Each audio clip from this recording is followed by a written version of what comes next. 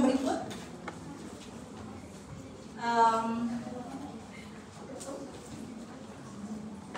Apa beda konseling dan memberikan edukasi? Yes, ada yang gini-gini, betul. Ya, saya bisa memahami. Mau ya, konseling itu harusnya kita jadi active listener ya. Kalau edukasi ya kayak gini, saya ngajar. Ya kalau adik-adik nggak mau dengar ya saya sedih, tapi ya sudah. Tapi kalau misalnya konseling itu malah adik-adik yang harus lebih banyak ngomong ke saya what problem is, ya. Makanya tidak semua spesialis punya gelar K.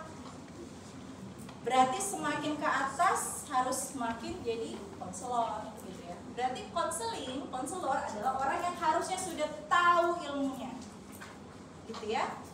Makanya kenapa saya di tahun-tahun kemarin itu waktu saya TPJ di tahun-tahun kemarin konsultasi DM ini di awal minggu. Saya bilang saya mau di akhir minggu supaya adik-adik minimal sudah mulai utuh pengertian tentang penyakitnya, gitu. Karena orang yang jadi konselor harusnya jauh lebih paham dong daripada lawan bicaranya, gitu ya. Dan ini punya kursusnya sendiri ya deh, yang saya pikir adik-adik akan mampu untuk bisa jadi konselor. Nah, nanti ada dua macam hal yang pentingnya. Ada dua macam hal yang penting yang nanti adik-adik bisa lihat yang akan kita pelajari di SL nanti. Yang pertama adalah konseling DM. Yang kedua adalah penyuntikan insulin.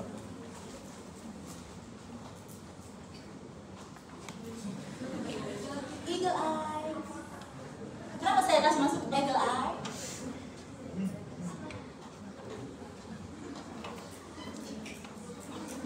Adik-adik pernah lihat nggak kalau elang itu keker, apa ya bahasa Indonesianya keker tuh ya? Itu mangsa apa ya bahasa bidik? Nah, bidik. Membidik mangsa dari dekat apa dari jauh? Seorang konselor yang handal harus bisa keker dari jauh. Baru kita menadokan adik-adik ya. Ya. Jadi maksudnya saya adalah semenjak orang itu datang dari sikapnya, harusnya kita sudah bisa menebak, gitu ya. Dari cara dia berpakaian misalnya, apakah lusuh atau tidak, pucat atau tidak, gitu kita sudah bisa tahu, gitu ya. Apakah kurang tidur atau tidak, apakah bahagia atau tidak, apakah paham penyakitnya atau tidak, pun bisa kita lihat. Pada akhirnya adalah kalau dalam konseling itu kita harus sama-sama memahami. Adik-adik kalau mau ke konselor, mau yang bisa dimengerti atau tidak bisa dimengerti. Intinya kan tujuannya sama-sama ya. Kamu paham maksud, saya bisa paham masalahmu apa, dan saya bisa memberikan alternatif solusi yang kamu pahami, gitu ya. Jadi konseling akan gagal kalau salah satunya nggak jadi. Kita nggak gini tuh nggak jadi. Nah, waktu saya kuliah, pilar DM tuh cuma 4. Tahun 2000 berapa ya waktu saya ambil certified-nya ini tuh mungkin sekitar tahun 2017. 2021 sudah jadi 5 pilar terapi DM. Jadi kalau mau terapi DM, nonsense kalau hanya edukasi, nonsense kalau hanya salah satu, harus 5. Nah, ini teori saja. Saran saya untuk pretest hafal 2 lah. Biasanya saya suka masukin. Why, kenapa, prinsip yang harus diperhatikan, gitu ya. Baca aja, hafal 2, gitu ya. Nah, beda diabetes tipe 1, tipe 2. Katam ya adik-adik. Yang diabetes tipe 1, yang dia ada insulin atau tidak? Tidak. Ya. Yang diabetes tipe 2 ada insulin atau tidak? Terima kasih. Puji Tuhan. Karena waktu minggu pertama saya ajarin tipe 1 sama tipe 2 tuh belum adik-adik paham. Jadi saya kayak ngajarin dia dari awal. Jadi supaya lebih mudah. Jadi kalau beda penyakit, kalau beda etiologi, penerapannya sama atau berbeda? Beda, ya. Oke ya. Jadi kayak gini ya. Insulin itu kayak macomlak ya, bawa masuk gula ke dalam sel. Nggak ada insulin, nggak jodoh kalian, gitu ya. Jadi hanya insulin yang bisa membawa gula ke dalam sel, dalam hal ini di otot, gitu ya. Nah, adik-adik nanti ada di dalam Perkeni 2021 ini adalah sebenarnya sudah ringkasan pengobatan terapi DM tipe 2. Kalau adik-adik sudah bisa ini, saran saya kalau nanti mau belajar terapi DM dari sini aja. Coba adik-adik kita lihat sama-sama ya. Modifikasi gaya hidup itu dari pasien pertama datang sampai pasien terakhir kali sama kita. Jadi tidak boleh tidak, tetap harus berbusa-busa ngomongin tentang gaya hidup sehat. Itu sudah kewajiban kita. Terlepas dari dia mau ikut atau enggak, naik kudu. Konselor tetap harus ngomongin itu. Nah, ini dari satu tabel ke tabel yang lain itu jangka waktunya 3 bulan. Jadi kalau kita mau evaluasi terapi DM secara Perkeni 2021 itu kita paling lambat evaluasi 3 bulan. Kalau kita datang HbA1c-nya kurang dari 75, kita masih bisa pakai monoterapi. Kenapa 3 bulan? Dasarnya karena kita pakai pemeriksaan HbA1c. Sebagai anak-anakku yang pintar, kalau hari ini periksa HbA1c, jangan besok disuruh pasiennya periksa HbA1c, ya. Dosa loh ya. Nanti ditagih sama Tuhan di akhirat. Kembalikan biayanya. Ya. Lalu yang ini, kalau setelah 3 bulan HbA1c masih di atas 7,5, kita kasih 2 kombinasi obat dengan mekanisme berbeda.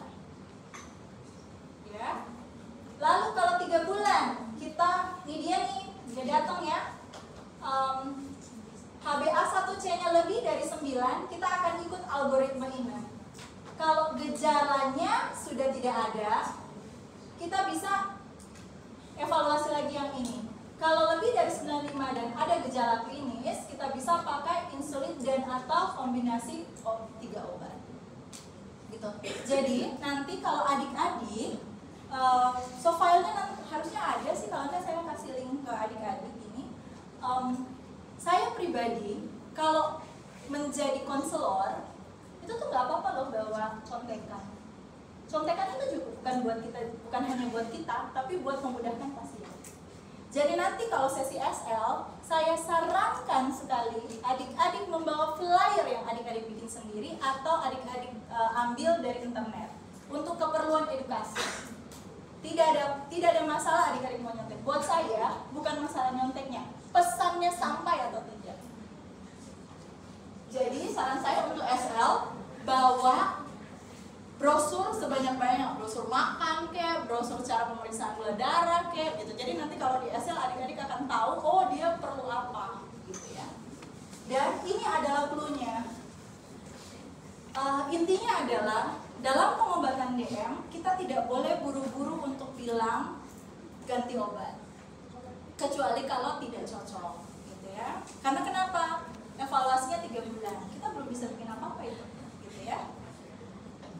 Jadi evaluasinya 3 bulan. Oh iya, kalau adik-adik mau jadi, sebenarnya ini adalah pemeriksaan yang harus kita lakukan kalau ada pasien DM. Kalau ada keluarga yang DM di rumah, coba adik-adik coba ya, periksa ini gitu. Ada enggak gitu ya. Nah, kapan yang harus kontrol di kunjungan pertama, kapan yang kunjungan tahunan.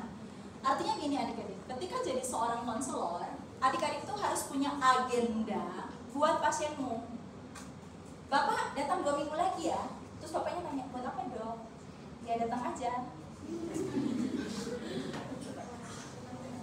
Bapak nanti 1 tahun lagi, kok 1 tahun lagi dong? Gitu. Tapi adik-adik nanti bisa ngomong kalau adik-adik punya dasar ini ya karena kita evaluasi tahunan aja, yang penting Bapak dan Ibu nanti kalau misalnya ke dokter spesialisnya itu untuk obat silahkan per 3 bulan. Tapi kalau untuk yang ini bisa tahunan lah.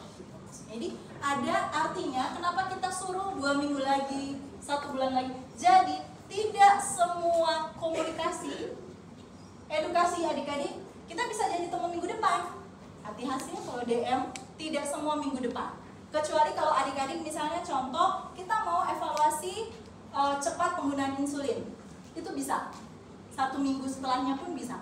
Tapi kalau mau periksa kembali apakah obat ini cocok atau tidak, kok menurut saya bulanan aja, nggak harus datang besok. Dan kasihan ya. Makanya kenapa ada program Prolanis ya, diambil obatnya bulanan. Nah sekarang adik-adik saya sangat suka bertanya apa indikasi pemberian insulin. Itu akan jadi soal pretest. Ada indikasi mutlak dan indikasi relatif. Biasanya saya tanyakan di dalam pretest. Nah, yang warna merah ini adalah daerah yang bisa dipakai untuk suntik. Yang disukai adalah yang warna hijau.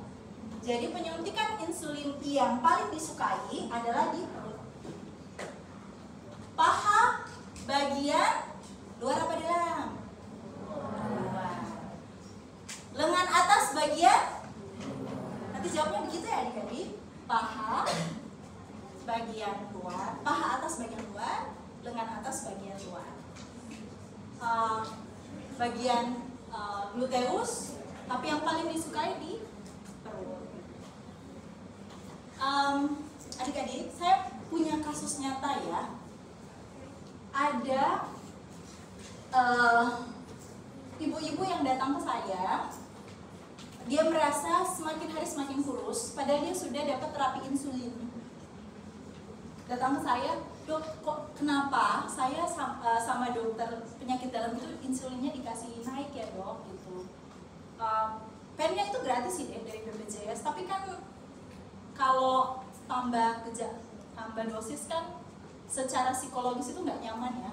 Dan itu valid ya adik-adik perasaan seperti itu di pasien ya. Jangan adik-adik bilang begini, nggak apa-apa bu, gitu ya. Saya memahami permasalahannya ibu, mari kita coba lihat kenapa gitu ya, diusahakan gitu. Jadi saya mencoba, kenapa ya? Karena menurut saya dia bukan tipikal orang yang kalau karena dia pasien dulu saya gitu, yang datang bukan karena diabetes, anaknya yang sakit terus dia dilangganan loh gitu. Nah, bukan tipikal orang yang malas gitu loh minum obat. Tahu nggak kenapa deh? Dia itu nyuntik di tangan kanan, suruh anaknya. Pekerjaannya dia adalah tukang jual gado-gado. Ototnya kan dipakai tuh, cepet habis kan insulinnya. Sesimpel saya bilang, ibu gimana kalau di perut aja gitu. Atau kalau ibu enggak, kenapa sih nggak mau di perut? Saya takut dok gitu. Jadi saya lebih suka itu di tangan gitu, di tangan kanan, karena ya saya merasa biar obatnya lebih cepat bekerja saja gitu dan nggak sakit gitu malah. Jadi saya coba edukasi pelan-pelan, memindahkan tempat suntiknya itu bagi pasien juga tidak mudah gitu ya. Dan ternyata ya akhirnya turun gitu dan nggak pakai insulin pada bulan ketiga. Sesimpel karena Tuhan menuntun gitu ya, tapi karena ada clue yang kita lihat dari si pasien dan kita tahu pekerjaannya. Jadi saya waktu itu tanya, ibu setelah suntik insulin itu ibu ngapain gitu? Oh saya langsung kerja dok gitu, karena memang ibunya rajin. Ternyata ya langsung dok. Jadi sebenarnya kalau di perut, hati-hati bagi orang yang pekerjaannya misalnya penarik perut. Ya kan? Jarang ya. Makanya kenapa paling aman di perut? Karena jarang. Kecuali kalau misalnya pasiennya orang Mesir gitu ya, lebih cantik. Ya beneran ya, saya ngomongin ilmu loh adik-adik. Saya ngomongin ilmu supaya adik-adik tahu bahwa hormon itu bisa diserap. Tapi kalau terlalu banyak digunakan itu langsung yang harusnya kebutuhan harian jadinya kebutuhan jam habis dalam beberapa jam gitu ya. Begitu juga kalau misalnya pekerjaannya itu banyak pakai kaki gitu ya, atau misalnya kayak kuli bangunan atau apa, jangan pakai kaki gitu ya. Dan ini benar ya, jadi mau dimanapun boleh, aman kok itu, tapi sesuaikan. Jadi saran saya yang paling aman itu adalah di perut, dan kalau ditanya adalah 3, kalau mau pakai ruas jari 2 atas, 2 bawah, 2 kiri, 2 kanan. Jangan deketin udel, jangan, karena sakit, lebih tipis. Kalau di daerah pusat tuh lebih tipis, jadi sekitar 2 jari. Dan habis itu suntikannya, saran saya, kalau saya waktu lalu itu diajari 8. Di sini. Jadi hari ini di sini, besok di sini, lusa di sini, membentuk angka 8. Karena dia akan disuntik seumur hidup. Mungkin, ya. Nah, yang adik-adik perlu tahu bahwa jarum insulin itu hanya boleh sekali pakai. Ada pasien yang bilang boleh nggak dok disimpan, boleh, tapi sakit. Dan yang kita takutkan adalah atrofi. Jadi kalau penyuntikan yang sama di tempat yang sama berulang-ulang itu nanti bisa kayak jendol gitu loh deh. Dan jadi jaringan parut. Jadi makanya kenapa suntikan itu paling bagus di tempat yang berbeda setiap hari. Karena kan suntikannya tiap hari dan mungkin ada pagi dan malam. Yang adik-adik, kompetensinya adik-adik adalah menjelaskan ke pasien bahwa ini harus steril dan juga sekali pakai. Nah, jarumnya buang di mana dong? Buang aja di tempat sampah, Bu. Sebagai konselor yang baik, adik-adikku sayang, kita harus ajarin pasien yang benar ya. Safety box kalau bisa dibeli, bilang ke pasiennya beli. Kalau tidak bisa beli safety box, ada kaleng atau misalnya paling bagus kaleng ya, Coca-Cola, Pepsi atau apa sisanya, terus dalam keadaan tidak tajam ditutup, dibuang. Dan ajari pasien tulis ini tajam, bekas insulin.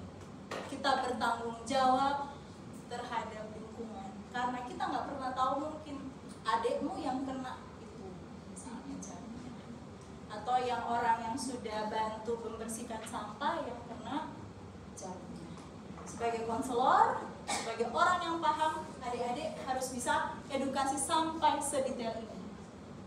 Ya, nanti adik-adik di dalam SL akan ada begini ya. Nanti ada berbagai tipe jarum. Adik-adik silahkan buka untuk melihatnya, gitu ya. Nanti jarumnya ada beda-beda, gitu ya. Nanti lihat warnanya. Kalau saya sih lihat warna. Saya paling suka paling kecil pastinya. Kalau saya sarankan ke pasien paling kecil, tapi masalahnya paling kecil paling mahal. Nanti ditanya aja di apotek gitu, kalau iseng-iseng gitu ya, jarum insulin ukurannya berapa gitu. Kita nggak pernah tahu jadi pasien kalau kita nggak coba. Coba aja ya. Aboket semakin kecil makin mahal deh. Mau diimpor pakai, kalau lagi marah kan ceritanya, kalau dokter lagi marah pakai aboket paling besar katanya. Nyata sih itu. Saya waktu ada pasien yang kecelakaan motor dan karena dia nabrak bapak-bapak karena mabuk, saya jahit tanpa anestesi. Adik-adik mau tahu kenapa? Kan dia mabuk. Sama aja kan? Sama aja kan? Marah-marah dong kamu. Ya, itu adalah case yang saya tidak bermaksud sengaja, tapi kadang-kadang kita harus mengajari orang bahwa kehidupan itu keras.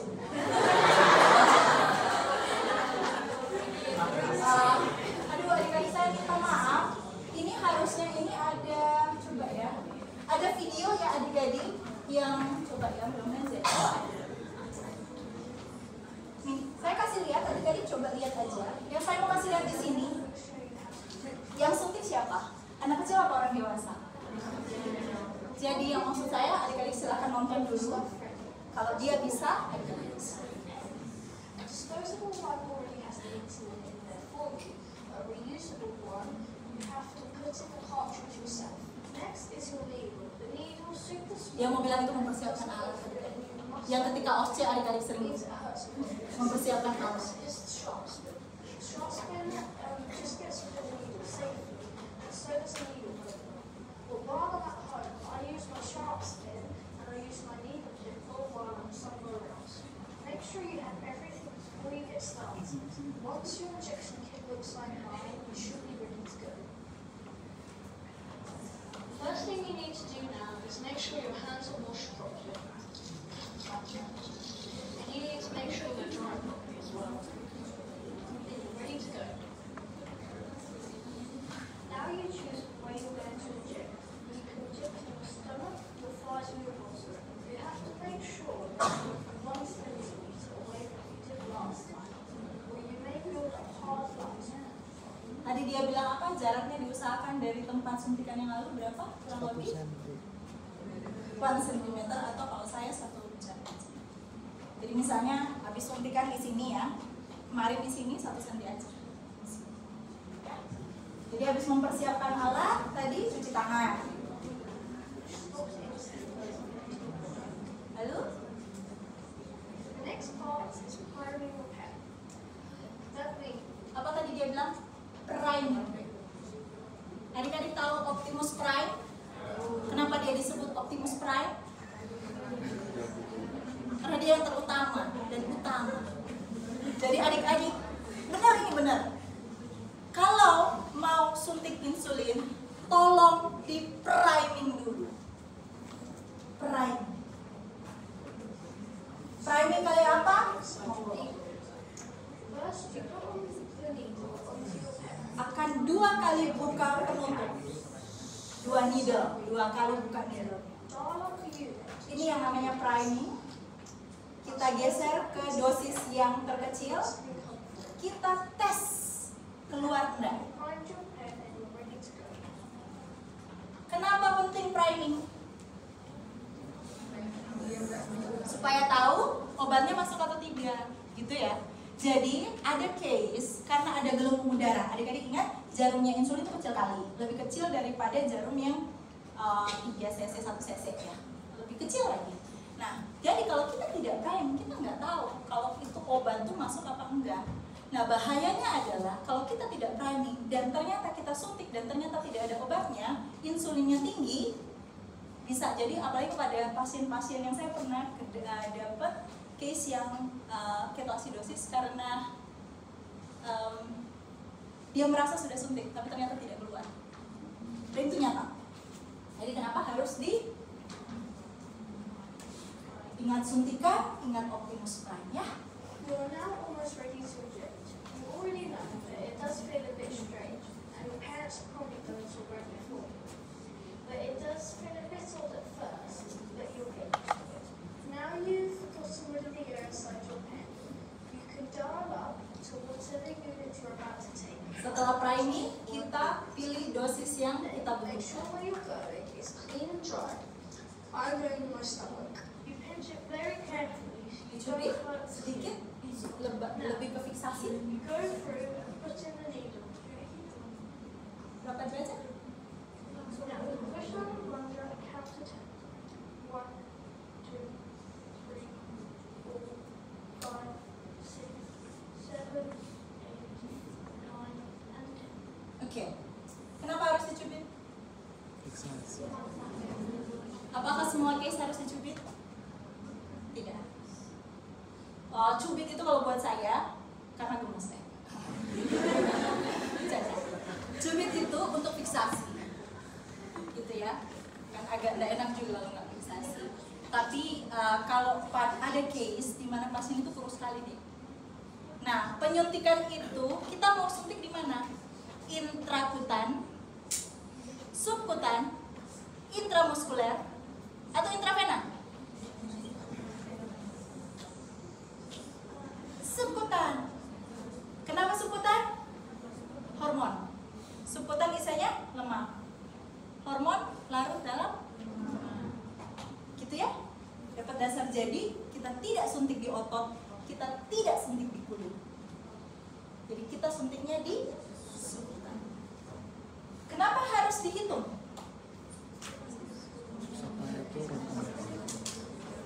Supaya masuk dengan sempurna. Kadang-kadang tuh pas kita cabut begini dia keluar. Mahal loh deh kalau beli sendiri. Kalau BPJS dapat gratis sih, tapi kan kalau beli juga mahal ya dan sayang gitu. Jadi kenapa sampai 10? Biar yakin obatnya itu sudah menyerap.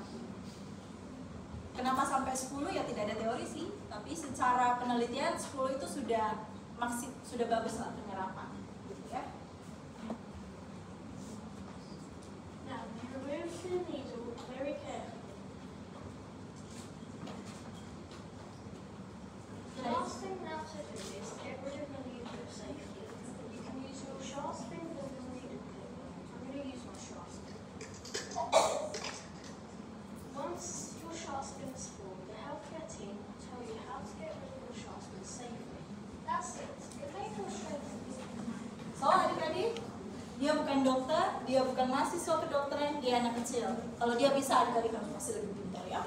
Awas. Dan kata clue-cluenya di situ nanti untuk penyuntikan insulin adalah yang pertama itu pasti persiapan alat. Oh iya, adik-adik udah ujian OSCE? Adik-adik kalau adik-adik nanti ini, kalau adik-adik OSCE ya, salah satu yang kadang-kadang tuh saya, kasihan nggak ada penilaian sempurna. Mau persiapan alat itu sambil cuci tangan. Persiapan alat ngomong aja alatnya ada apa-apa gitu. Kayak nilainya bagus. Dan hanya mempersiapkan alat matanya di mana gitu. Dan nilainya 1. Make sure semuanya ada. Lalu setelahnya adik-adik cuci tangan gitu ya. Mau siapapun yang menyuntikkan harus cuci tangan. Lalu habis itu kita siapkan pennya dan kita siapkan jarumnya. Jarum ada 2, nanti harus di 2 kali gitu ya. Setelahnya sudah ada pen, kita masukkan jarumnya, kita mulai disinfeksi daerah yang akan kita suntikan. Suntikan insulin mulai di mana aja?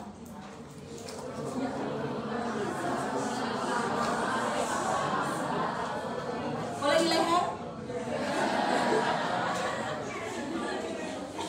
Subkutannya tipis ya? Subkutannya tipis. Ya. Setelahnya adalah priming. Apa guna priming?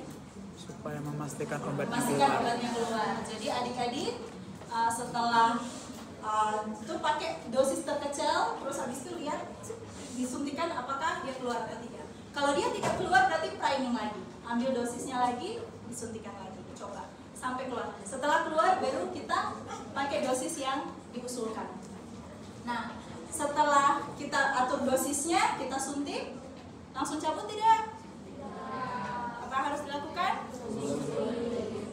10 detik ya, kurang lebih. Habis itu setelahnya dicabut, boleh nggak digosok?